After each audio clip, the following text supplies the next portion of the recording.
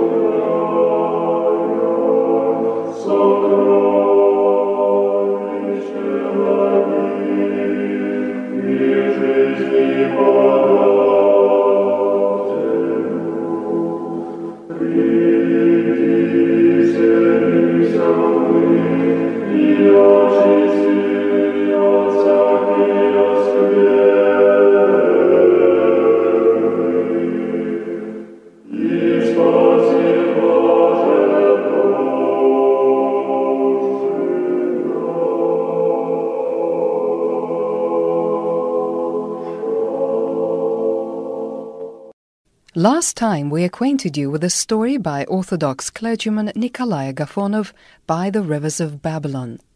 Today we'd like to offer you a story he wrote about his own life. Its title is How I Entered the Seminary. Some of our listeners have been writing in to ask where one can receive an ecclesiastical education in this country. We hope today's edition shall answer in part your question.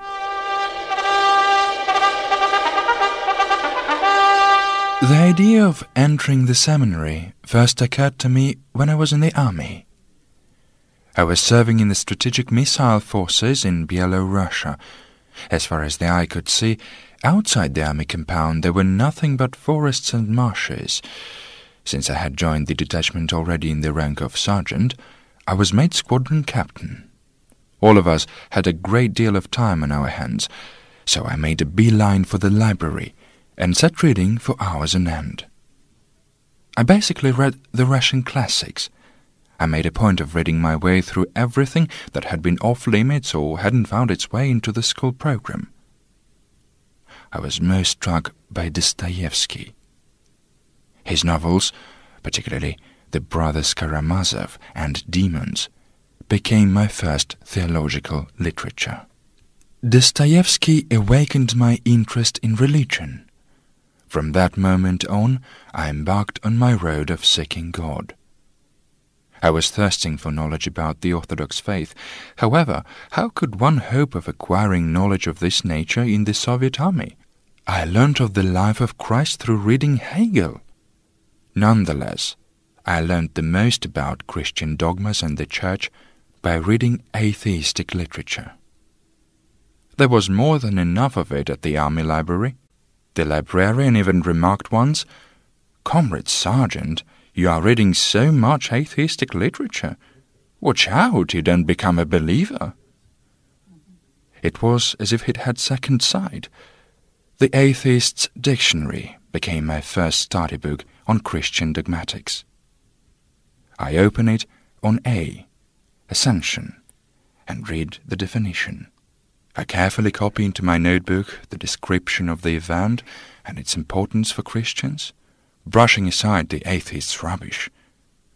In this manner I discovered practically all the principal dogmatics of the Church. In the same book I came upon the word seminary, where it was explained that the word came from Greek and meant to disseminate, that it was an educational establishment of the Moscow Patriarchate where they train clergymen and theological teachers. The same dictionary said that at the present time there were 3 seminaries on the territory of the USSR, the Moscow, Leningrad, and Odessa seminaries. For me this was a joyous revelation. I carved a cross out of a copper plate and wore it in my breast pocket. I felt an urge to pray to God. Yet, since I knew no prayers, I would go beyond the barbed wire enclosure, out into the woods, and pray to God there, saying, "Lord, helped me, set me on the right course, and something of the kind. I now had a dream of studying at the seminary, so as to devote my life afterwards to the struggle against godlessness and atheism. Что ты спишь, восстань, душе моя, или самой себя не вынести. Так открой псалтырь Давидову и покайся, судье. Боже, Боже мой, помилуй меня, по велицей Твоей милости и по множеству щедрот очисть беззаконие мое. However, when I was demobilized from the Soviet Army in 1975, I found myself absorbed by something else. The fact is, prior to the army, I had dreamt of a sailor's life, and when I returned from the army in November, the Kuibyshev Inland Navigation College was recruiting its student body. My relative, Uncle Misha, advised me to join the third year straight away, since my army training allowed it. And I was tempted. I eased my conscience by telling myself I could remain a believer if I was a navigator or even a captain. Yet, after studying at the college 3 months, I realized the mistake I'd made.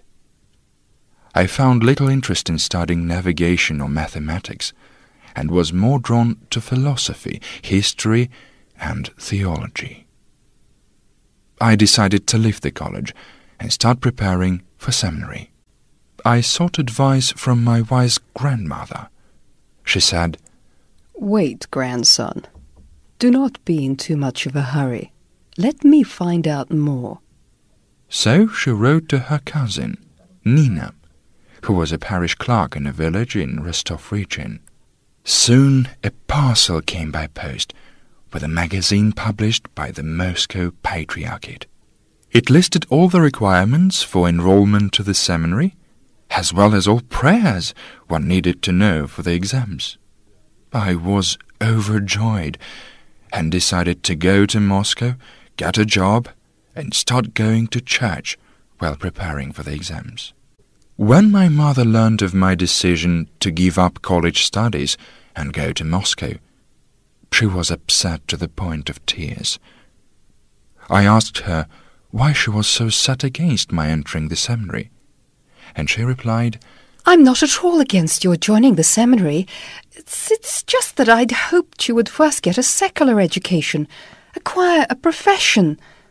I explained to her that I didn't want to waste precious time tricking the state into giving me an education, when in actual fact I would be going to serve God. Mother said, "I'm so afraid that if you walk this path, you will come across some injustice, become disappointed, and leave the church in disillusionment. You will have no profession to tide you over." I replied that I was perfectly aware that people were far from perfect, just as I was, which is why I was joining the church to begin with, to become better myself, and to instruct others to do the same. I had no intention of being disappointed. My grandmother stood up for me. "Let him go, daughter," she said to Mother. "This fellow won't let you down. Maybe this is his calling in life."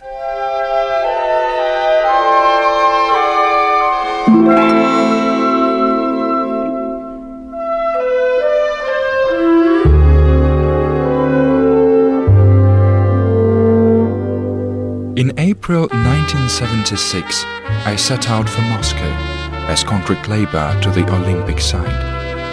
I had a profession, finisher. All I had in my pocket were 30 rubles, and there were sanguine hopes whirling in my hand.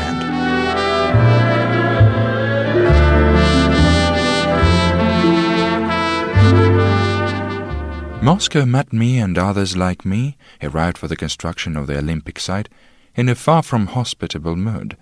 They lodged us in rooms for non-residents, took away our passports, promising to have everything settled soon. However, the process dragged out. The lodgings were drafty and far from comfortable. I caught cold, and woke on Saturday to a splitting headache. I was in the grips of fever, feeling all alone in a city of millions. I had neither relatives nor friends. Besides, all I had left were 15 rubles. I was assailed by heart-wrenching nostalgia. At this point I said to myself, "Stop! What is this?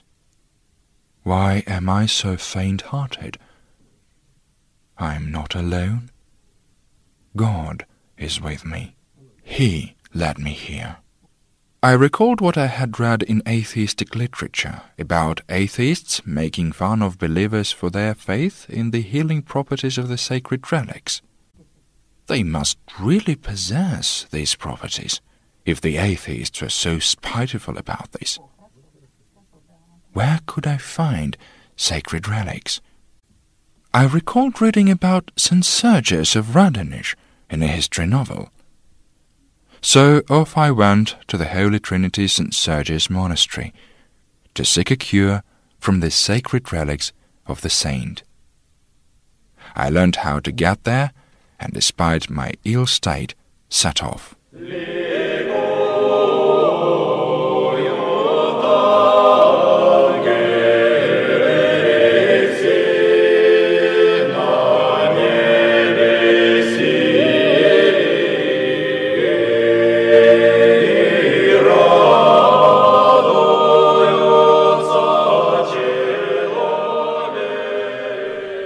When I arrived at the station, I decided to ask for directions to the monastery.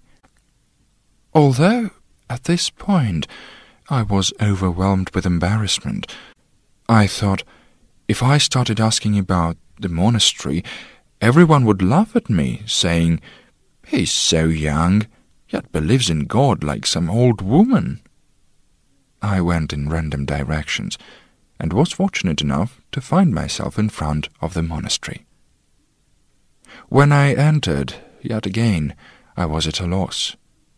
Where would I find the sacred relics? I was too embarrassed to ask for directions, and set off in search of them. I entered a large cathedral, and saw some people approaching the monks, kissing the cross. I followed their example. After I had kissed the cross, I felt much better. I continued my search. I entered a small white church, and suddenly an inner voice said to me, "Here lie the relics of Saint Sergius of Radonish." I bought a big candle and went into the semi-darkness of the church. I spied a tomb covered with silver canopy. A monk was reading something nearby. People were taking turns approaching the tomb, crossing themselves and bowing low, touching the holy relics. I stood for a while, observing how they did this, and then went towards the relics. I went down on my knees before the relics of St. Sergius, and forgot what I had come here for.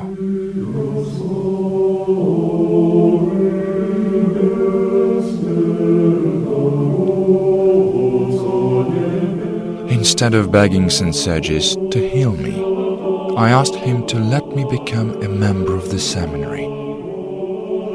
Kissing the holy relics, I went towards the exit.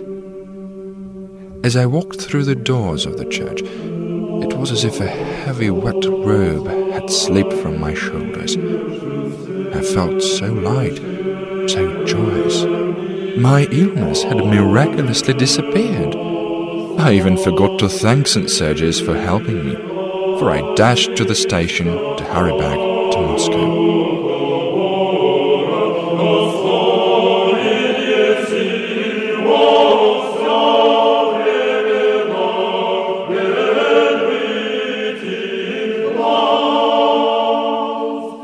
From Monday, all my affairs went smoothly. Together with the other builders, I was settled in working apartments and even got a separate room. I was given an advance and sent to join a crew of tile trimmers. The problem now was to find a church that I would attend and where I'd get recommendations for joining the seminary. Even in Soviet times, there were over 40 active churches in Moscow. I began looking at the churches closely, but for some reason couldn't make myself enter any of them. I kept imagining how the elderly parishioners would scold me for doing something wrong, for not knowing the routine. So I went over several churches, yet could come to no decision. Then I turned to God for guidance. Lord, direct me to my church. And the Lord heard me. Once, as I was returning home from work in the trolley bus, I fell asleep and missed my stop. I jumped off at the next one, and there, right before me, was a small church. The bells were chiming, summoning everyone to service. People were working towards it. So I joined the crowd. The moment I went inside, I felt this was it. This was my church. Thus I became a parishioner of the Church of St. John the Precursor, where archpriest Nikolai Agafonov was the rector.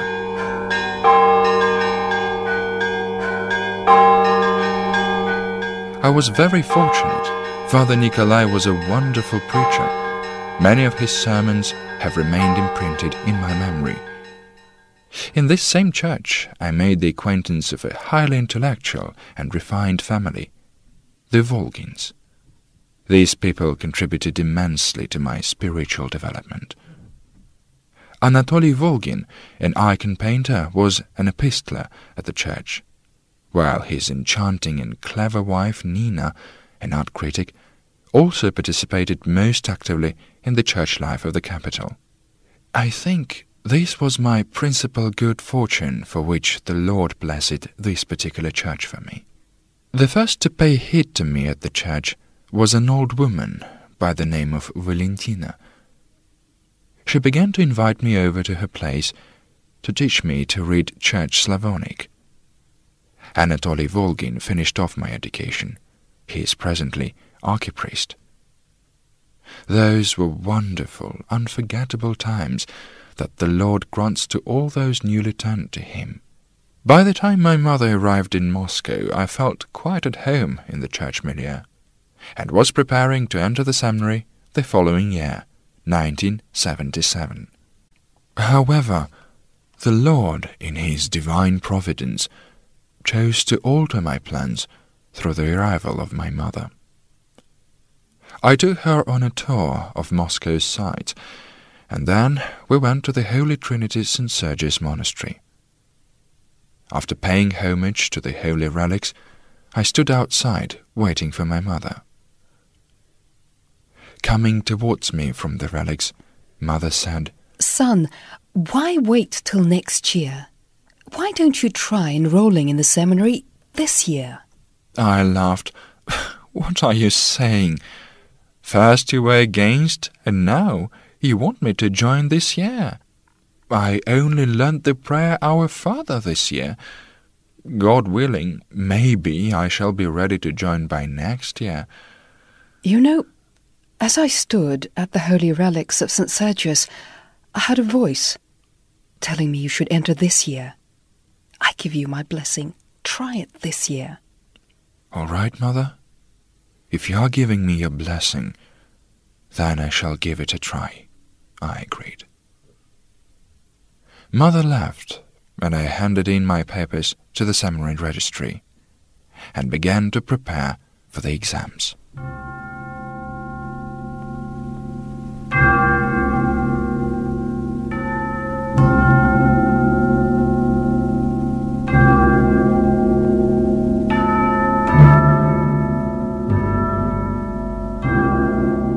Then I went to Father Nikolai Vedernikov for the recommendations to enter the seminary. After stepping into the altar for a few minutes, he came out with a sheet of paper that read, Agafonov N.V. regularly attended church services for a year, on church holidays and Sundays. Archpriest N. Vedernikov. Some recommendations, I thought to myself. When I arrived for the exams to the seminary, my spirits sank. There were so many entrants from all across the Soviet Union, all thoroughly trained, who'd been attending at church services for more than a year. What am I, a mere working fellow, hoping for? But then I thought, why get so upset beforehand? If I don't enroll this year, there is always the next. I can always try again. Once I had decided that, I immediately felt light and easy and relaxed. I went to pray to St. Sergius daily.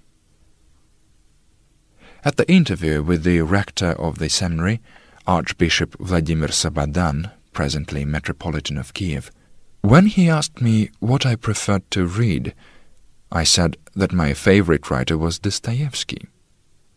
His Grace the Rector approved my choice, and we spoke about Dostoevsky for some 10 more minutes. The other entrants asked me afterwards, "What took you so long?" And I said to them, "We discussed the theological aspects in Dostoevsky's literary legacy." They burst out laughing. "You really are piling it on." They didn't believe me.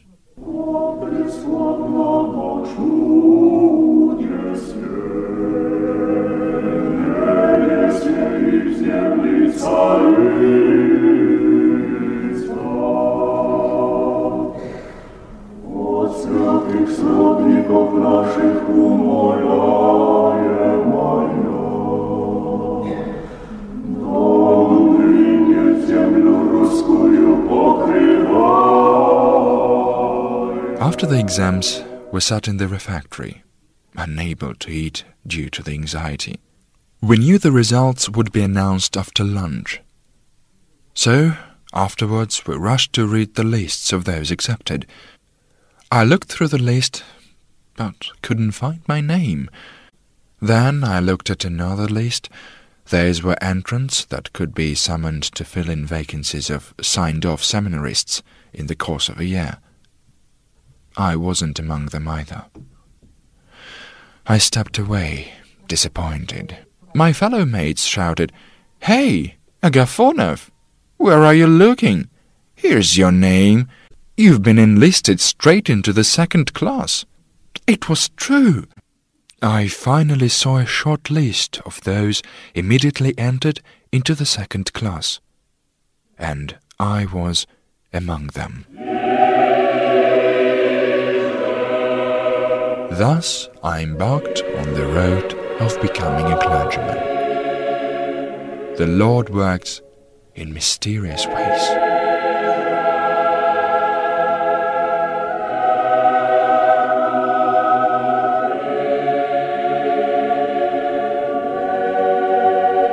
You were listening to an autobiographical story by Orthodox clergyman Father Nikolai Agafonov about how he entered the seminary.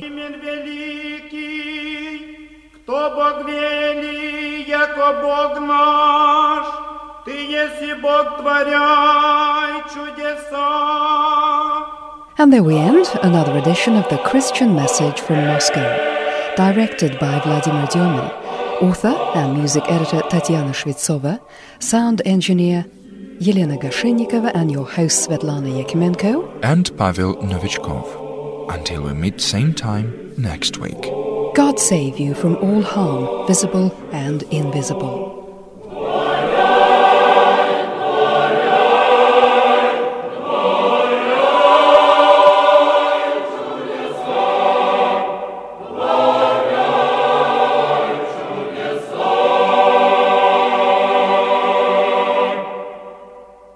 Помянув дела Господня, яко помянув помяну от начала чудеса Твоя.